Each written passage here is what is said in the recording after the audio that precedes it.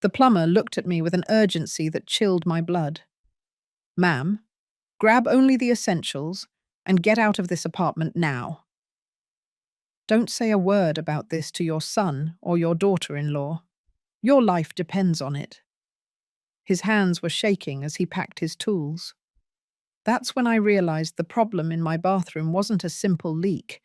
It was something much more sinister, something I never imagined I would find in the walls of the place I called home.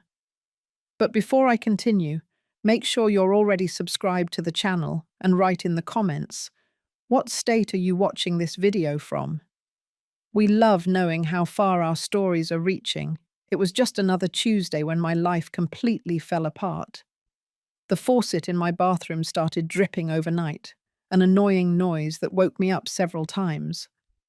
In the morning, I noticed a damp patch on the dining room ceiling, right under the bathroom. I decided to call a plumber.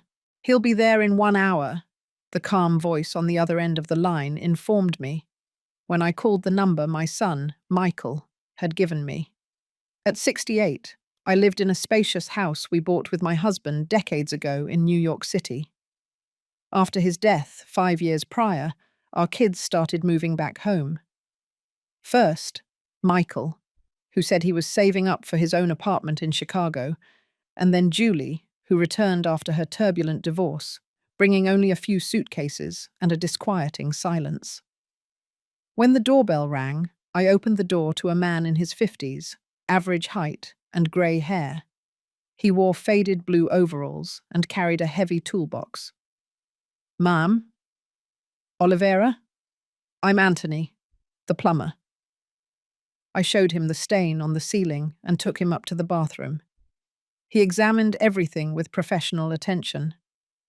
"I need to check the pipes in the basement too," he said, "to understand the complete system." I showed him the way and returned to the kitchen. While waiting, I distractedly prepared lunch. Julie was still asleep, her schedule completely upside down since she moved back, and Michael was at work at the construction company. Almost an hour later, I heard Anthony's footsteps coming up the basement stairs. When I turned around to ask if he had found the problem, the words died in my throat. His face was pale and his hands were trembling slightly. "Ma'am, can we sit down for a moment?" he asked, with a strained voice that didn't match the calm professionalism he had shown before.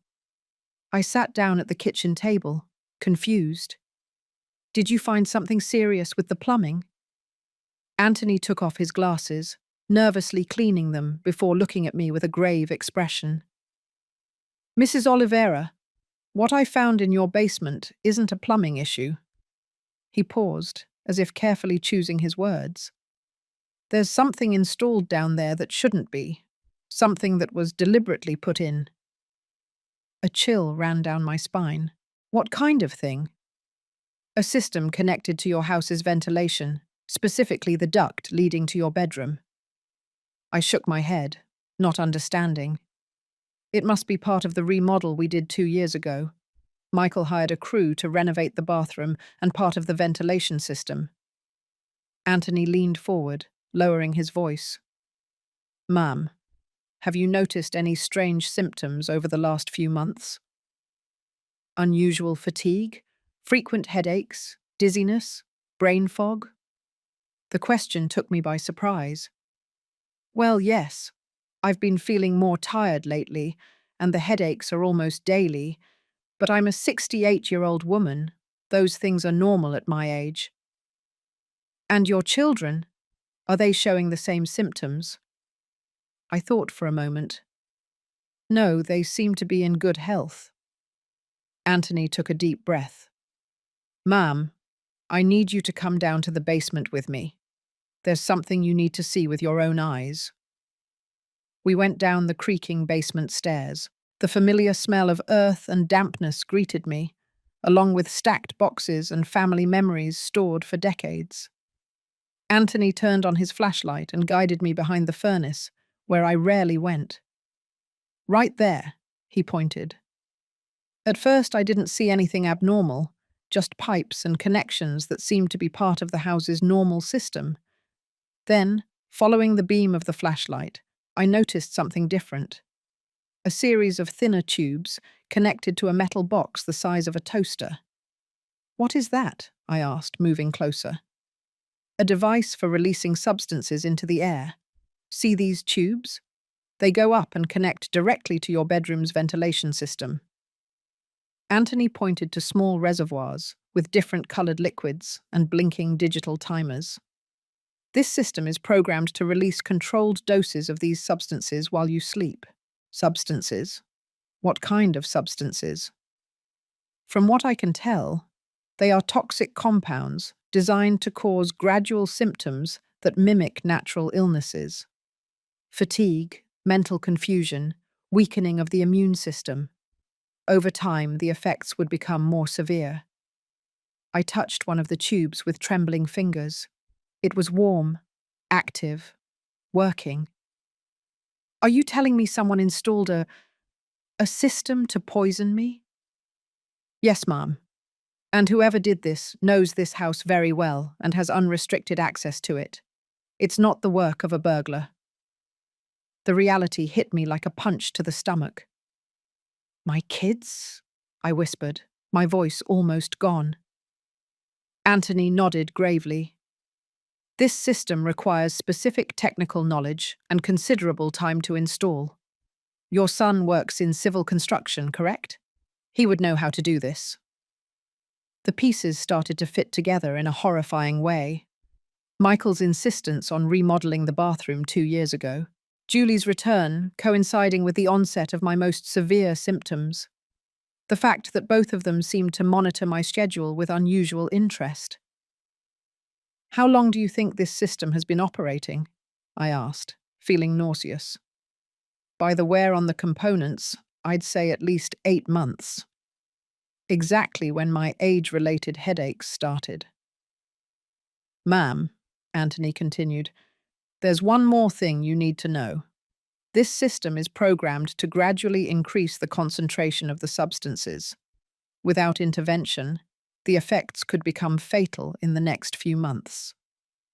I leaned against the cold basement wall, feeling my legs buckle.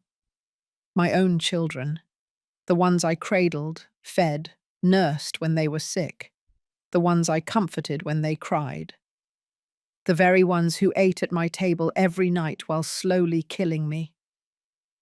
"Why?" I murmured, more to myself than to him. "That's a question only they can answer," Anthony said softly. "But ma'am, I need you to listen to me carefully.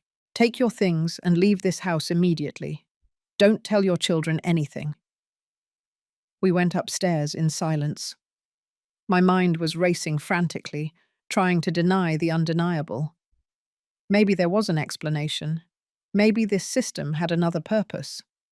Maybe Anthony was wrong. But deep down, I knew he wasn't. The symptoms, the timing, the changes in my children's behavior, it all fit together like a macabre puzzle. "Money?" I whispered when we reached the kitchen. "It has to be about the money." Anthony looked at me questioningly. "When my husband passed away, he left a considerable life insurance policy. Plus, I have savings and this house, which has appreciated a lot in the last few years." I paused, calculating. "Close to $7 million in total." "A sum that could motivate desperate people," Anthony nodded. "But they're not desperate. Michael has a good job at the construction company. And Julie," I stopped, realizing I didn't really know what my children's finances were like. Michael worked a lot. He came home late and left early, always tired, always tense. Julie barely left her room, except to get food or go out without saying where. We hadn't had a deep conversation in months. "Mrs. Oliveira," Anthony interrupted my thoughts.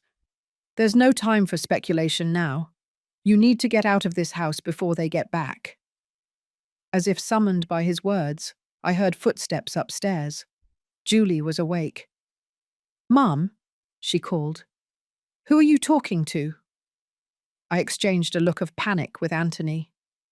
It's the plumber, honey, I replied, trying to keep my voice steady. He's just finishing up. I'll be down in a minute.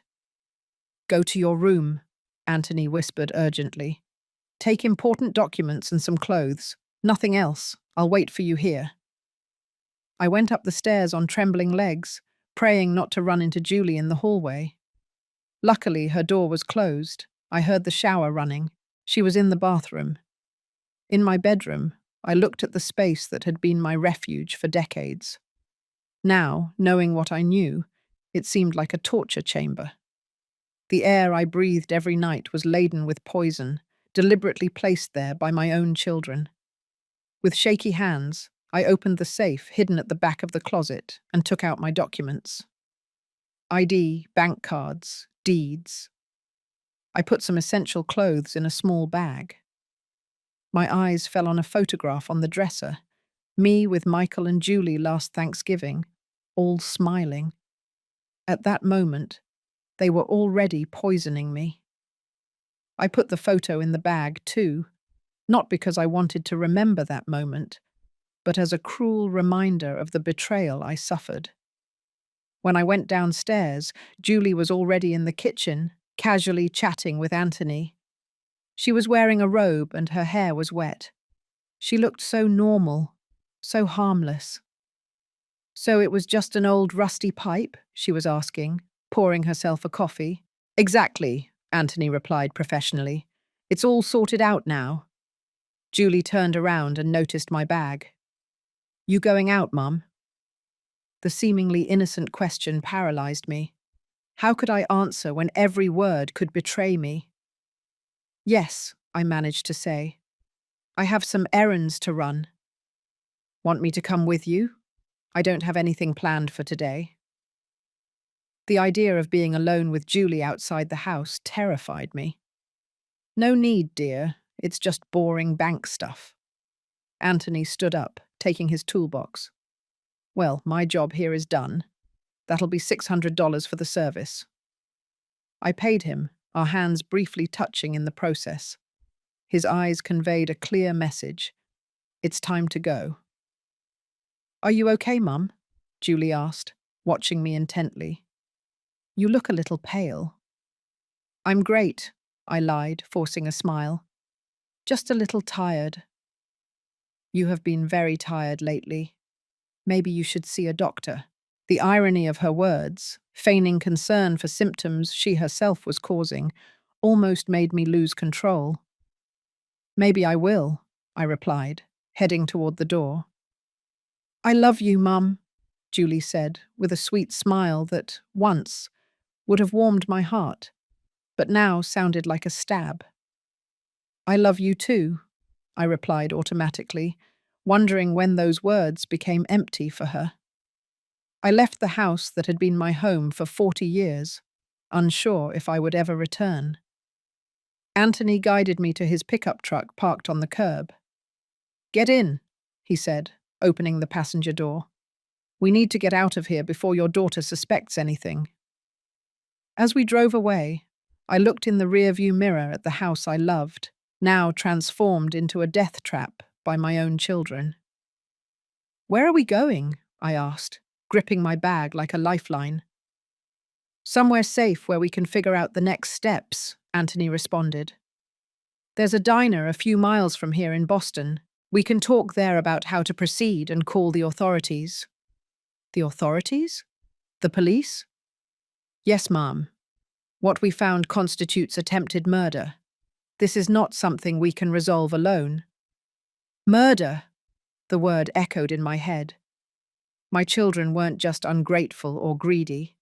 They were potential killers.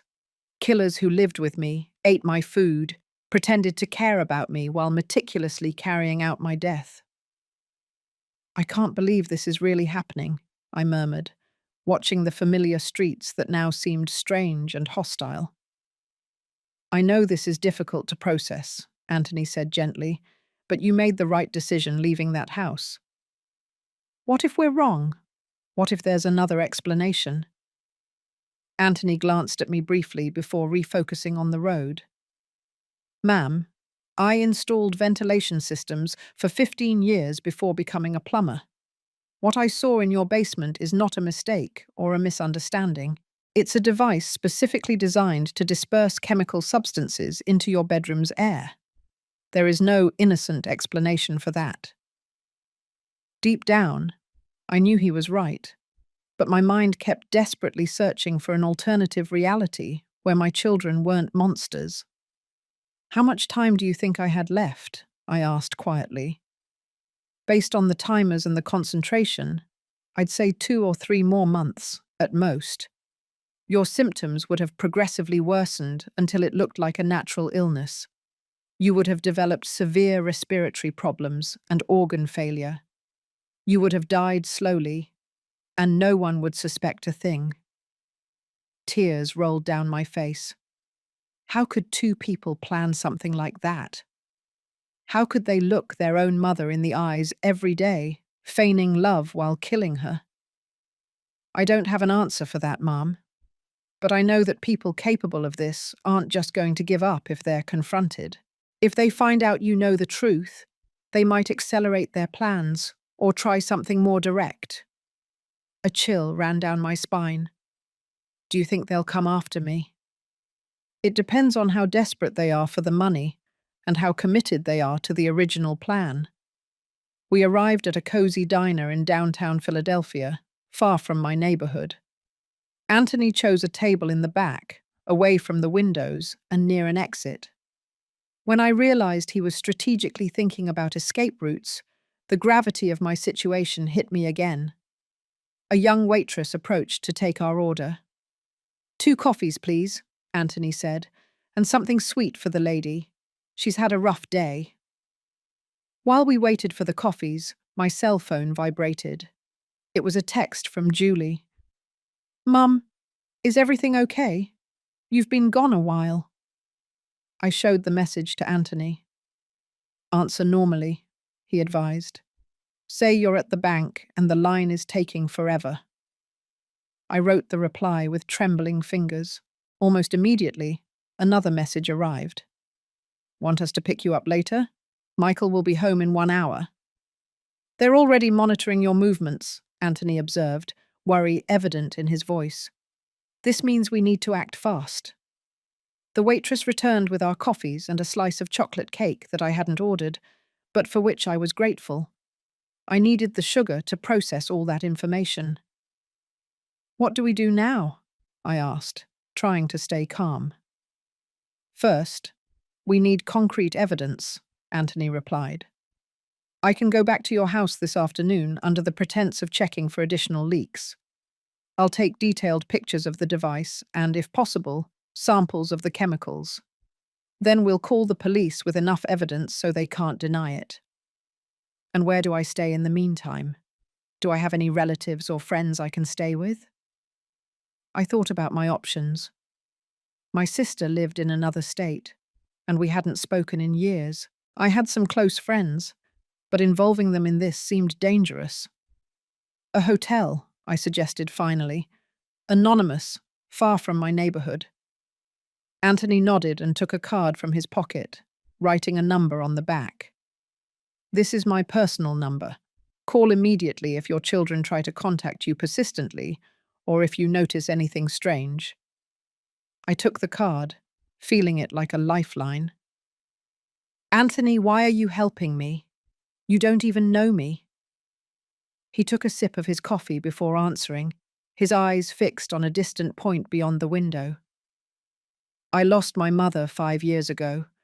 She died of aggressive cancer, but months before the diagnosis, she complained of strange symptoms that doctors couldn't explain. Extreme fatigue, respiratory issues, generalized weakness. He paused, taking a deep breath. Only after she died did we discover that my brother was tampering with her medication and stealing her savings. Oh my God, I exclaimed in horror. I couldn't save my mother because I didn't see the signs in time. But when I saw what was happening in your house, I knew I had a second chance to make things right. His words moved me deeply. A stranger risking his time and safety to help an older woman he had just met. Was your brother arrested? Yes, but only for the theft. When we discovered the medication tampering, it was too late to prove it contributed to her death. Is that why you want to gather solid evidence now? Exactly. I don't want your children to escape the consequences of what they did. My cell phone vibrated again. This time it was Michael. Mum, Julie said you left hours ago. Is everything okay? Where are you? I replied that I was at the bank and would do some shopping afterwards. The reply came immediately. What bank? I can come pick you up. His insistence on knowing exactly where I was started to seem less like concern and more like control. They're getting anxious, Anthony said, looking at the messages. They probably realized you've been gone longer than normal. What do I tell them? Keep the answers vague but reassuring. Say you're fine and you'll be back soon. I did as he suggested, but the replies kept coming, each more insistent. Then Michael called. Answer, Anthony instructed. But be careful what you say. Hello, honey, I replied, trying to sound casual. Where are you, Mum? His voice was strained, controlled. Julie said you left with a bag. Are you staying out tonight? No, dear. I just took some documents to sort out at the bank. What documents? What bank? His interrogation was making me nervous. Why so many questions, Michael? I'm an adult woman. There was a pause on the other end of the line. Sorry, Mum. It's just that you've been acting strangely lately. Julie and I are worried about your health. The irony of his words, feigning concern for symptoms he himself was causing, made my stomach turn. I'm perfectly fine, I replied firmly. Maybe you should see a doctor. At your age, it's important to get regular checkups. I understood their strategy. They wanted me to go to the doctor to document my symptoms, creating a medical history that supported the idea that I was developing a natural illness. I'll think about it, I said, wanting to end the conversation. I'll see you later. I love you, Mum. The words, once precious, now sounded empty and manipulative. I love you too, I replied automatically, realizing it was the second time that day I'd lied about that. After hanging up, I noticed my hands were shaking violently. Anthony covered them with his, a comforting gesture that surprised me. You're not alone in this, he said gently. We'll sort everything out. We paid for the coffees and went to a modest hotel in downtown Miami. Anthony spoke to the desk clerk, booking a room in his own name so no one could track me.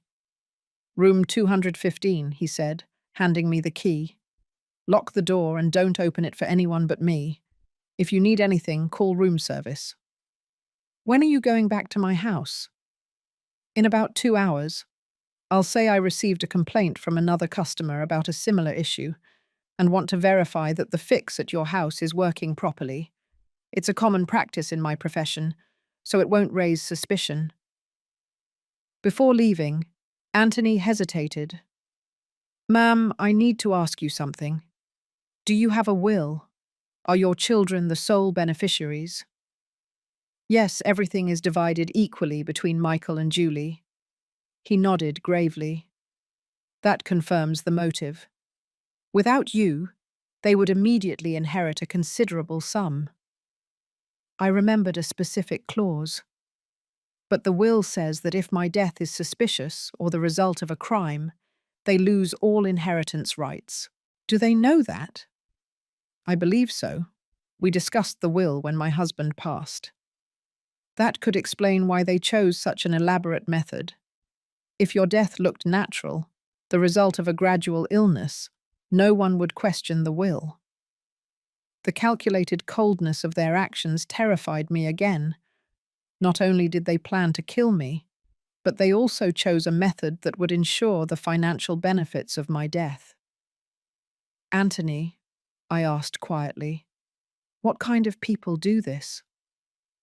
People who have lost all normal emotional connection. people for whom money has become more important than any family tie.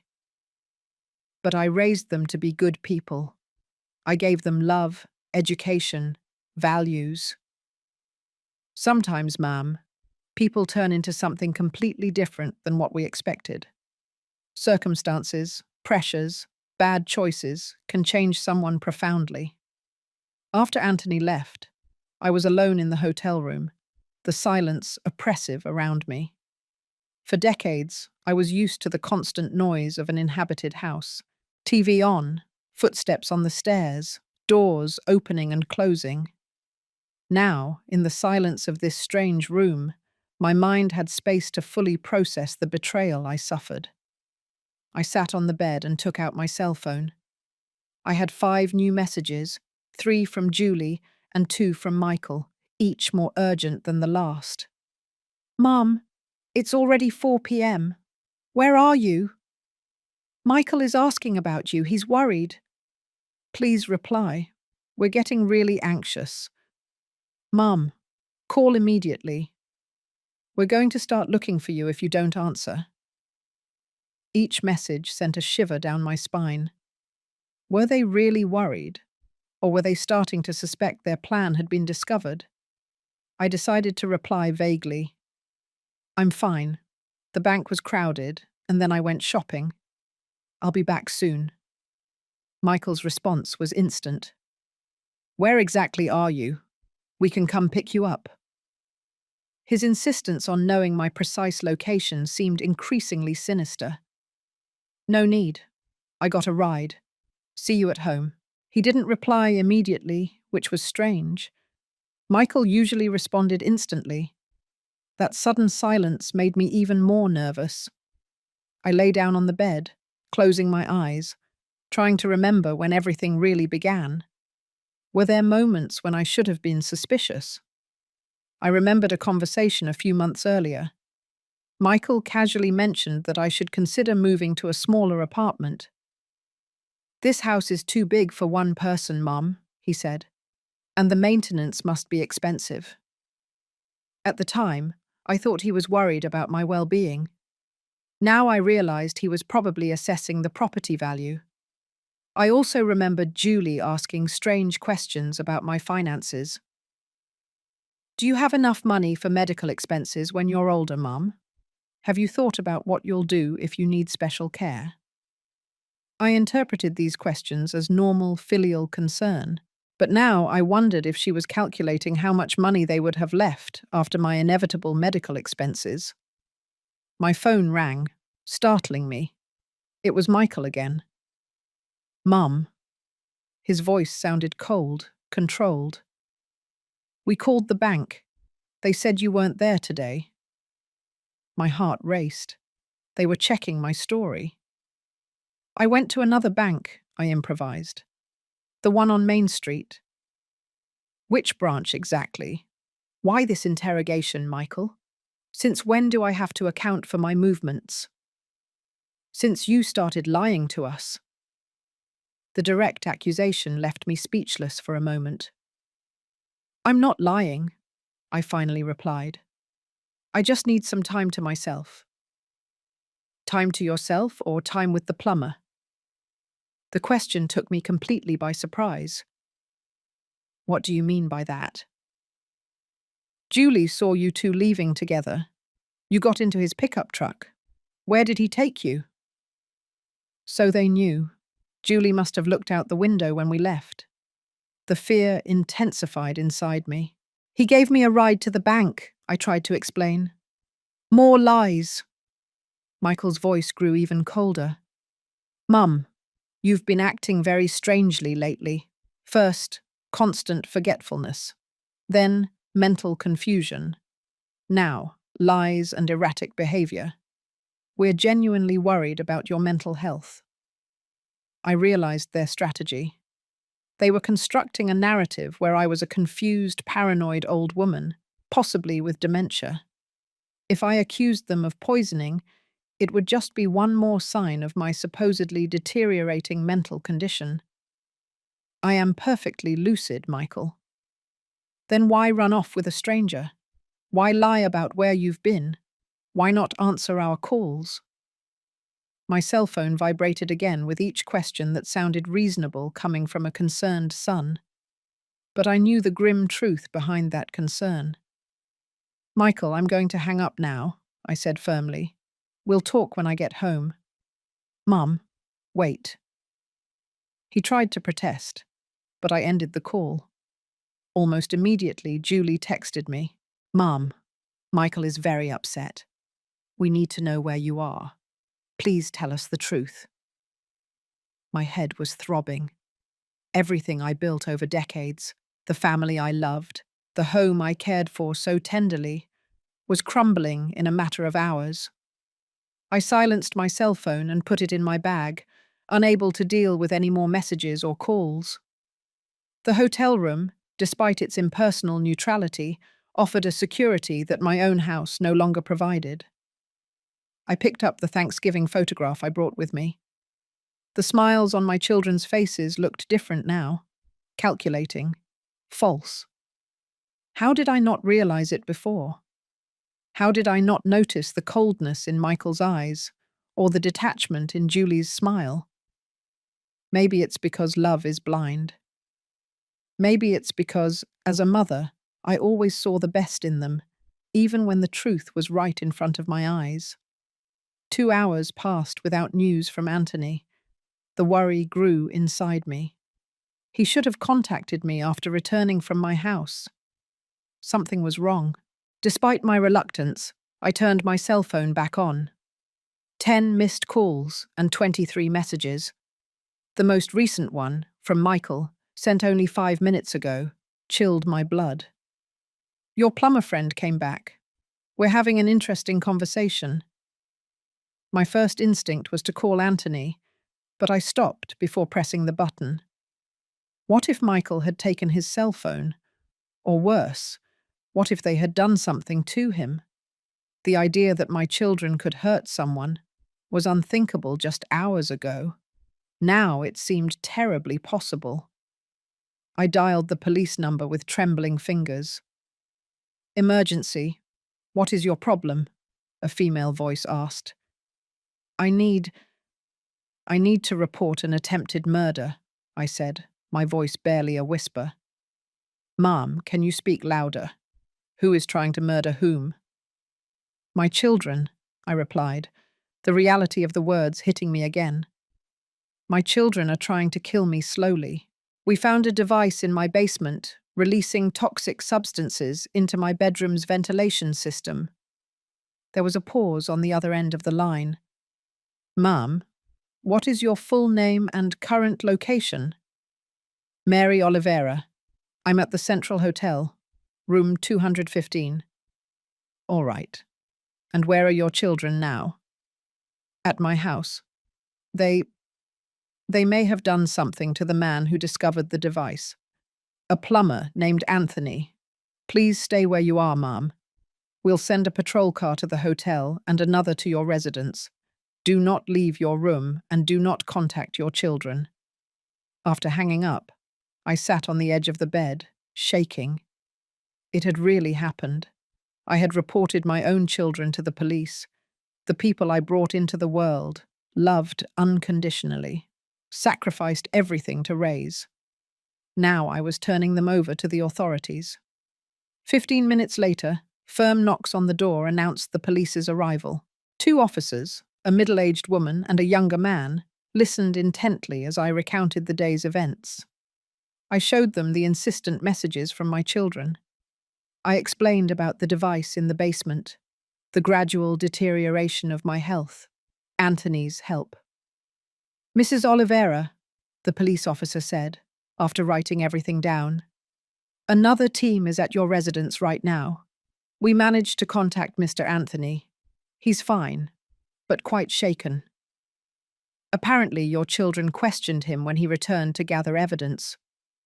Did they hurt him? I asked, horrified. Not physically, but there were threats. Mr. Anthony managed to leave the house under the pretense of fetching tools from his pickup truck and immediately contacted the police. The relief I felt knowing Anthony was safe quickly gave way to a new worry. And now? We need you to accompany us to the police station to formally file the report. Meanwhile, a forensic team is checking your house. If they find evidence of the device you mentioned, your children will be detained for questioning. What if they've already removed everything? The police officer exchanged a look with her colleague. Mr. Anthony informed us that upon returning to the residence, he noticed signs that the device had been hastily dismantled. However, he also believes there will be chemical traces that forensic technicians will be able to detect. At the police station, I spent hours giving a statement detailing every aspect of the situation.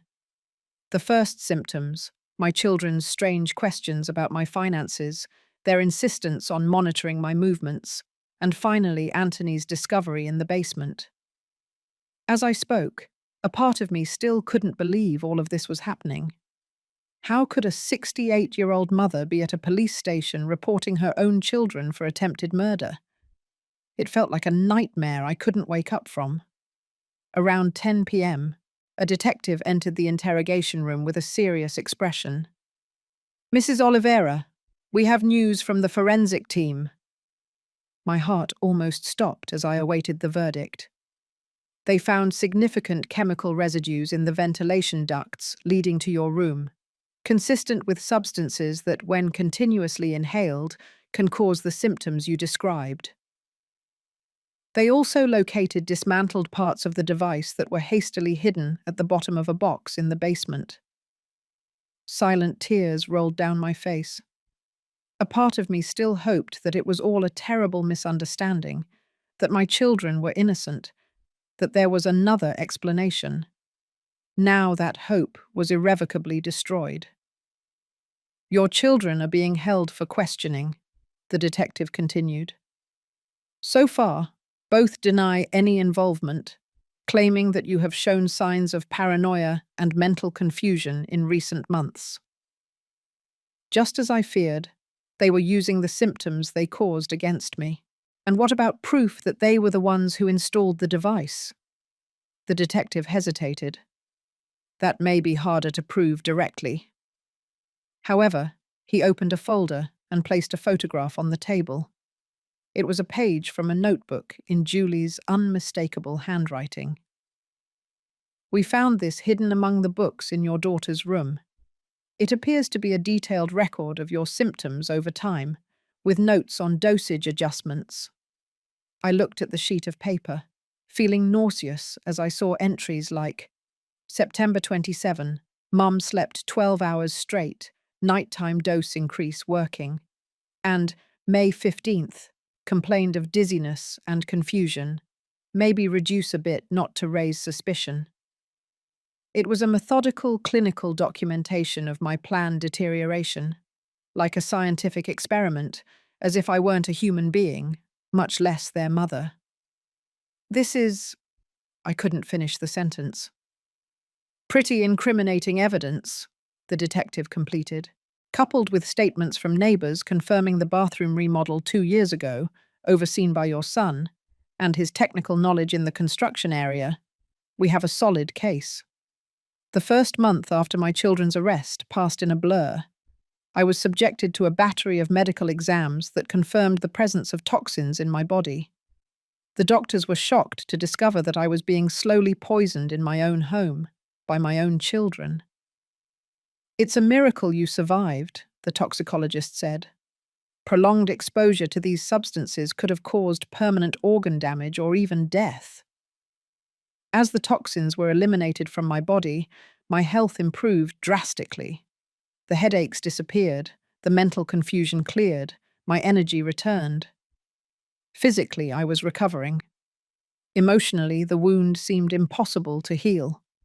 I couldn't go back to my house. The memories were too painful. Every corner of that place now held the echo of betrayal. I put the property up for sale and temporarily moved to a small rented apartment. During the investigation, the complete truth came to light. Michael had gambling debts totaling more than $2 million. Compulsive gambling that he hid from everyone, taking out loans from lenders who began to threaten him physically and financially. Julie, for her part, discovered she would receive nothing in the divorce after her ex-husband proved her infidelity with concrete evidence. She was practically broke and desperate. Together, my children calculated that my death would give them immediate access to almost $7 million between life insurance, savings fees, and the value of the house. Because they knew a suspicious death would invalidate the will, they planned something that looked natural. A gradual deterioration attributable to old age, culminating in organ failure that no doctor would question. The idea of slow poisoning was Julie's. With her knowledge of chemistry, she meticulously planned which substances to use and in what concentrations to simulate a natural decline. Michael, using his civil construction knowledge, installed the system during the bathroom remodel. The trial was a nightmare.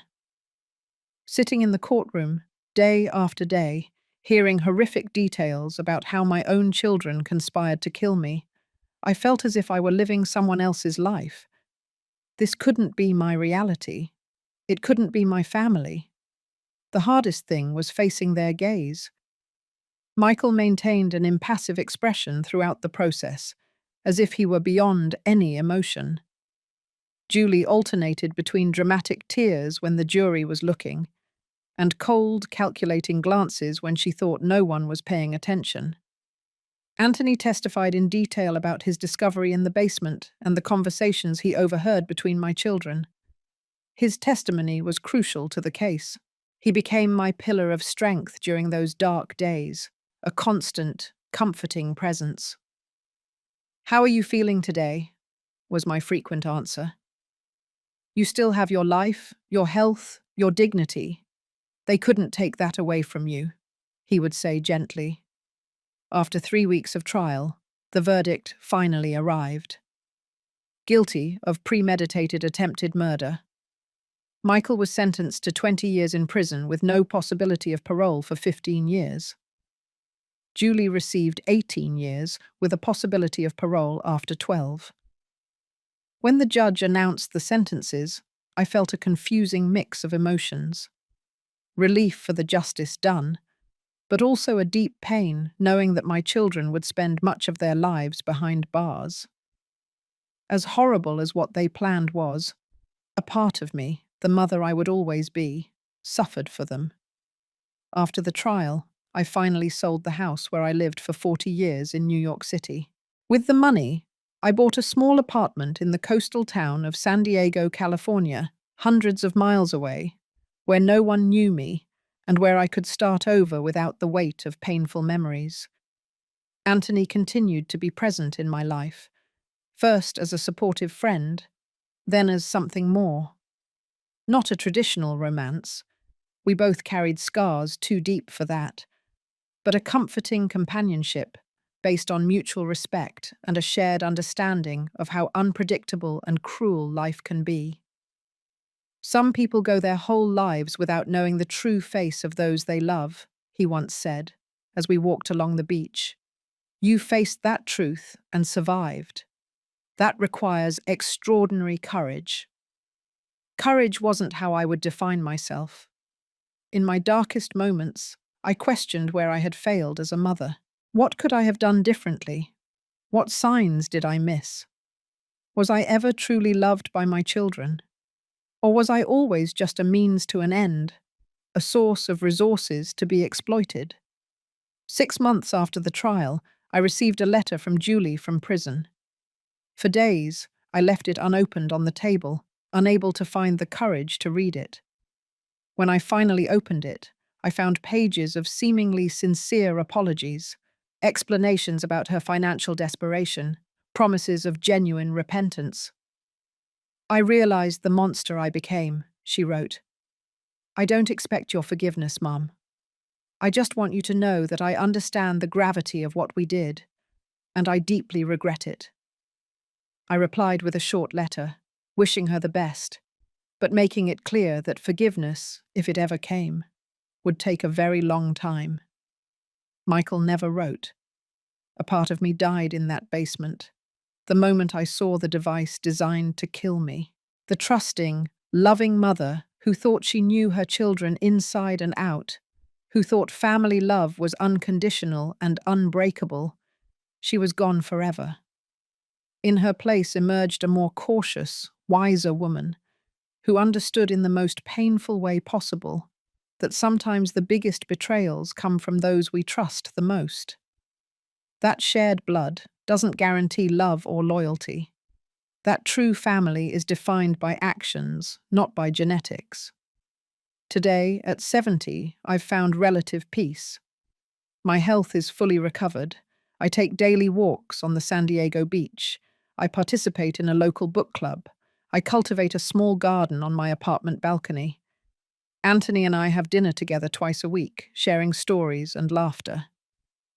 Sometimes, when I look at the ocean, I think about how much life can change in a single day, how a seemingly harmless water leak can uncover a deadly conspiracy, how a stranger can become a savior, while those who should love us unconditionally can become our worst enemies. The pain will never completely disappear.